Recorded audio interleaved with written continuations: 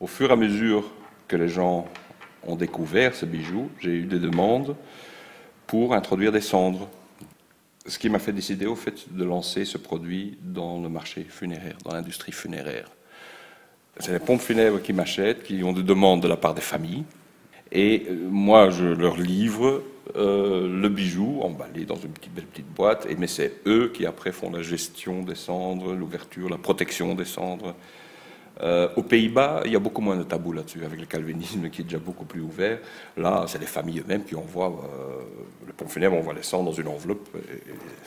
Tandis qu'ici, le tabou, naturellement, et le respect pour les cendres existe toujours. Ce qui a surtout attiré les gens, c'est pouvoir customiser le bijou, avec des couleurs et des matériaux selon l'humeur, hein, si on se sent bien, si on se sent mal. La turquoise, par exemple, qui est très populaire chez les personnes plus âgées, parce que c'est un porte-bonheur. Alors ils mettent une petite pierre de turquoise dedans. L'onyx, parce que là, les gens disent que c'est bien pour le système cardiovasculaire, des trucs comme ça. Des couleurs plus vives, comme le rose et le bleu, qui sont faits en laiton. Toutes les parties des bijoux sont aussi mobiles, parce que j'ai remarqué aussi que beaucoup de gens sont des chipoteurs. Ils aiment bien avoir ça en main, chipoter avec, pendant qu'ils parlent, tout en étant de l'argent pur. On peut prendre ça douche, on peut faire du jogging, on peut danser avec, on peut n'importe quoi.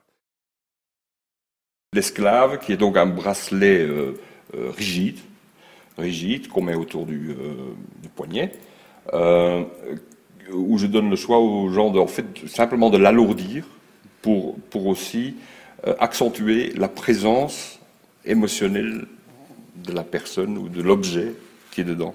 Donc, à souhait, ils peuvent aller l'alourdir avec des charms, parce que les hommes, ils préfèrent avoir plein de poids et plein de... Comme ça, ils sentent, ah oui, t'es là, ça va. Le porte-clés, ça, j'ai eu un client en Flandre, une pompe funèbre, qui dit, j'ai une famille de pilotes, ils veulent descendre, mais ils ne savent pas trimballer ça partout. Qu'est-ce qu'on peut faire?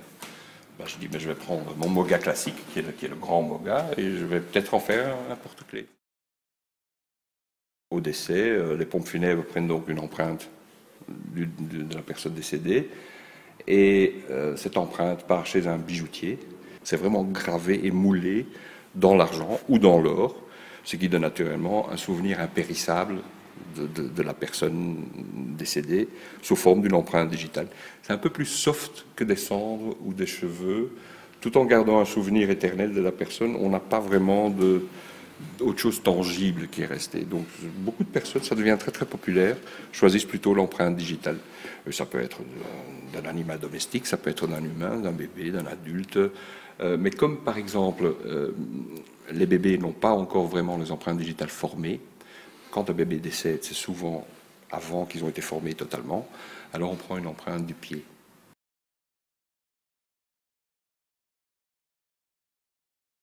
Ça, c'est l'urne duo que j'ai appelée, qui initialement j'avais développé pour éventuellement mettre un peu de cendre, toujours un peu de cendre de deux personnes, par exemple les parents ou autre chose.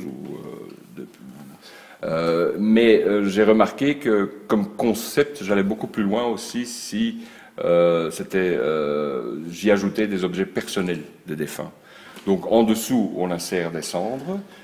On scelle avec de silicone ou avec de la colle de composants, et au-dessus, on les ouvre, mais là, on a introduit des objets émotionnellement importants pour la personne, non seulement pour le défunt, mais surtout pour la personne qui reste, qui a un lien avec l'objet et le défunt. La même chose avec la collection enfants, qui pourrait être collection pour des cendres d'enfants, où j'ai développé un dessin qui raconte une petite histoire, toujours avec la symbolique du repos, des nuages, des petits moutons, l'air libre.